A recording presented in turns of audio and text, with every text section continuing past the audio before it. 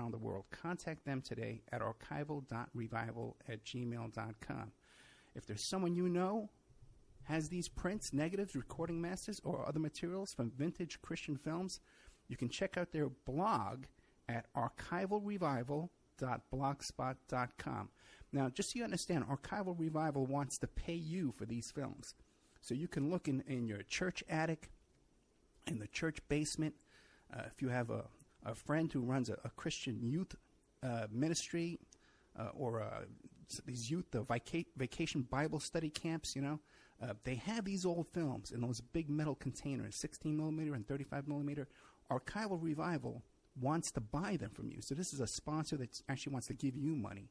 And all you have to do is contact them, tell them what you have. If you're in the UK or Ireland or Africa, these films are all over the world, and they're gathering dust, and they're going to deteriorate if they don't get into the hands of Archival Revival. So that's archival.revival@gmail.com, or the blog spot is archivalrevival.blogspot.com.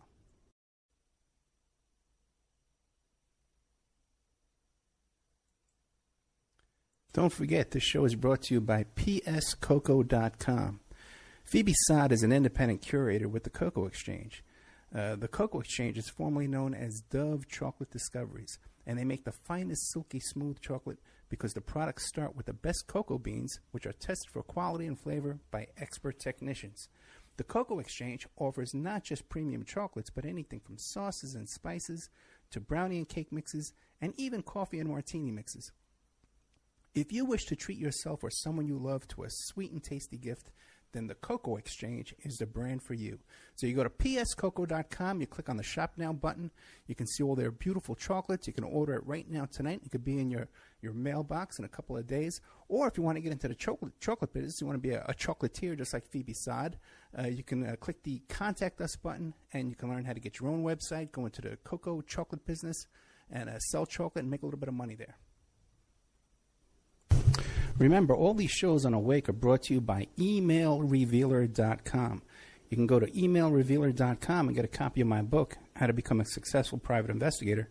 But you also do all the kind of different services for you. An online dating service investigation. It's called an online infidelity investigation. And that's where you give us your husband or your boyfriend, your girlfriend's email address, and we trace it back to their online dating websites, and we return a list of all the dating sites that email is registered to.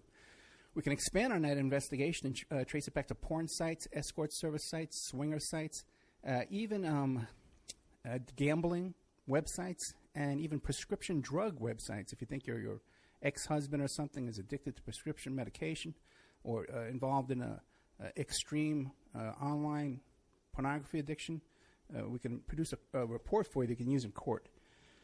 Adoption investigations. If you want to locate your birth parents or your birth child you gave away for adoption, we can do adoption investigations for you.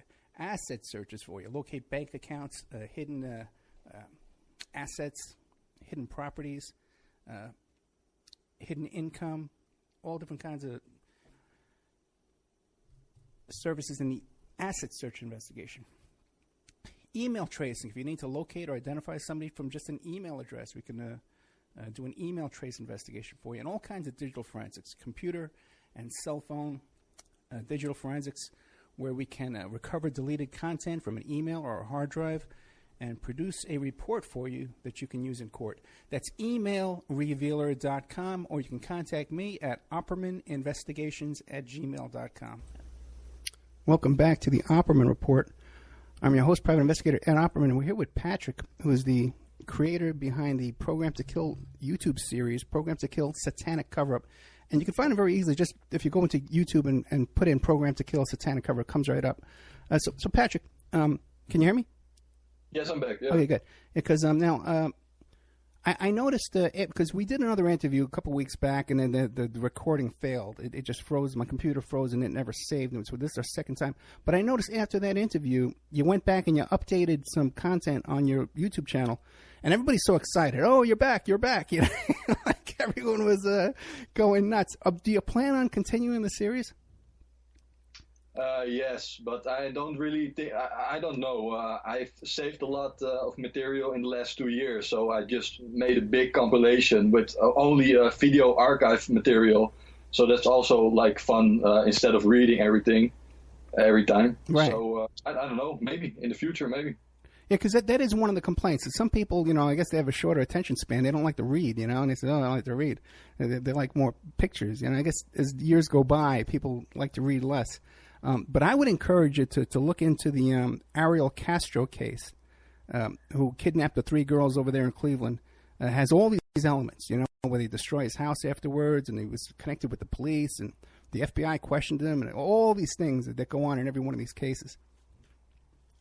Okay, yeah, I really have to look into that. If you can send me a link after the show, I'm gonna do my homework. Yeah, it's like you really got to hunt. You really got to look careful because there's a lot of stuff. And there's even another kidnapper who was on his block who lived next door to him. His brothers were arrested first, and they were let go. Fascinating stuff. His daughter was actually friends with one of the girls he kidnapped, and then the daughter stabbed her own baby. Went to prison for stabbing her own baby, and when she was a teenager, she would run away from home and go to that house where her friend was held kidnapped. It's just a bizarre case, man. Now, can I say a few things about the Russell Williams case in Canada, the colonel? Sure. Yeah, I've listened to, of course, many of your episodes. I think at least 20 or 30 of them. But I really like the podcast with that author Above Suspicion, I think, if memory serves correctly. It was a really good show. I really liked that guy. He was really honest and also very curious about police failures and how the military couldn't recognize a man in their midst who was a serial rapist and a serial killer. I mean, I really think that the places that the crimes were attributed in Tweed, Trenton, one of the largest Air Force bases in Canada, I really suspect that place was under the military-industrial complex, like we have in Colorado. Like William Zabel said, we have safe communities. Like all those communities are with law enforcement, with the military, with intelligence agencies. I really think that the Russell Williams case was connected to blackmail and coercion. I really think those children who were their underwear was being stolen. I think there were like 82 break-ins. I really think it was to intimidate those people in those communities. Those are my theories about that case. And this is the Air Force pilot in Canada who he flew the Queen. He flew all these big important people. Yes, exactly. Yes. Right. Fascinating. And you got to imagine how big this is, because in Canada, they only have 27 or 20 or 30 fighter planes. They don't have a lot of a big Air Force in Canada. So this guy is one of the few, and he was like a lieutenant, I believe. He was a lieutenant colonel, big shot. And by the way, there's his confession is available on YouTube, where he's just incredibly arrogant and a matter of fact about the whole thing and very confident, and then just confesses and gives up everything that he did. It's just fascinating to watch. But this guy was classmates with Paul Bernardo. Yes, he did. He was at the University of Toronto at the economics class, yeah. So now, and then he would be a logical suspect then too in those rapes, right? Yes, I think after the arrest of Williams, Bernardo's attorneys were coming forward that they said Colonel Russell Williams was also probably responsible for many of the rapes that were attributed to Paul Bernardo, because it was in the 1980s, I think late 1980s in Toronto, and there were a lot of, I think, 23 rapes in the Scarborough area, and it was the exact same time that Colonel Russell Williams was also present there. And I think it's really naive to believe that after he was, I think, 48 or in his 50s, he randomly, just suddenly started killing people and breaking into people's houses and stealing underwear. I think if you're really a serial rapist and a serial killer, you have those tendencies. You're starting very early and not when you're 40 or when you're 50. Right, and not only that, but he was stealing the underwear, then he would carefully catalog them and photograph them. In a bizarre way that he was spending pretty much every waking moment when he wasn't working on this hobby of breaking in, stalking, surveilling, cataloging underwear, this bizarre behavior. Now, he was married while this was going on. Yes, he was married to Mary Elizabeth Harriman, and she was also very educated, very smart.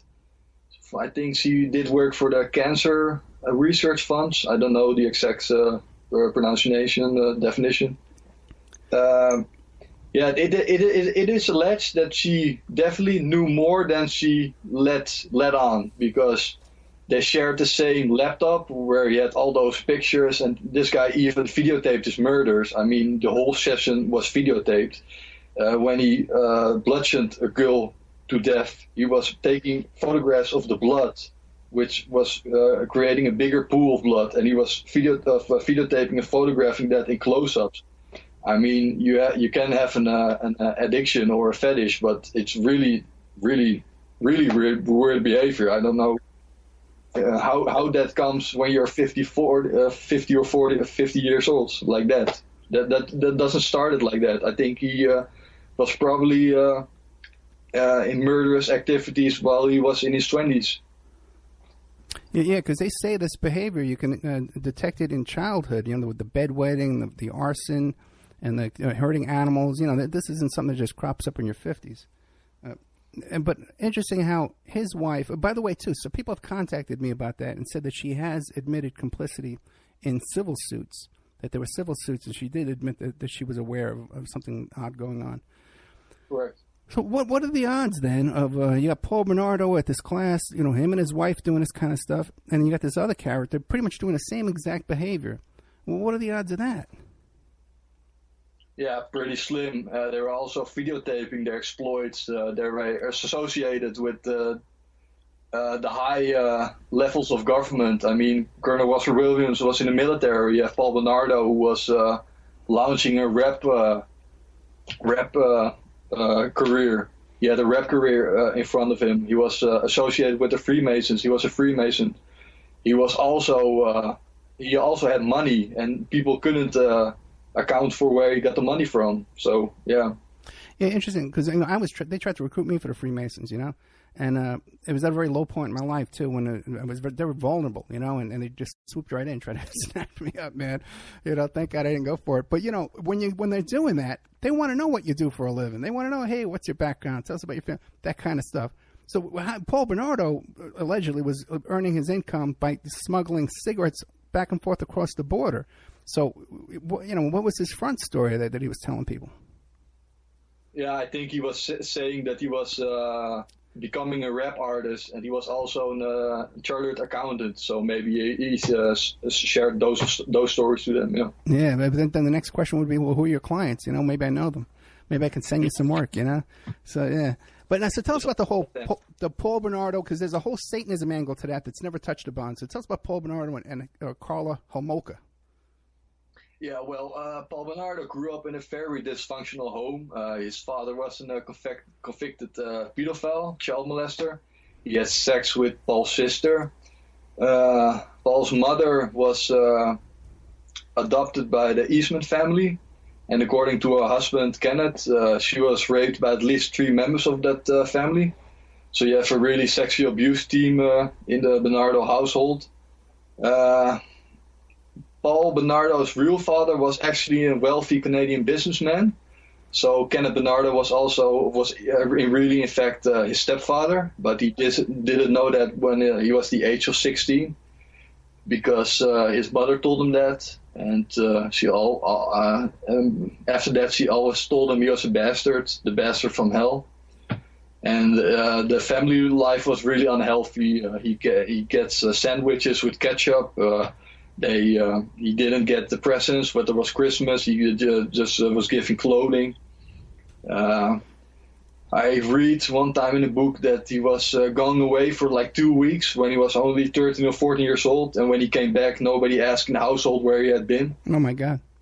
Yeah, so really a dysfunctional home. And Carla Molka, there's much less available. But it's really, it's really speculating. But it is a fact that the Carla Molka family they were really drinkers. Maybe you could say they were alcoholics. They really like to drink, and there was also always suspicion, like how the hell did Bernardo get away with all those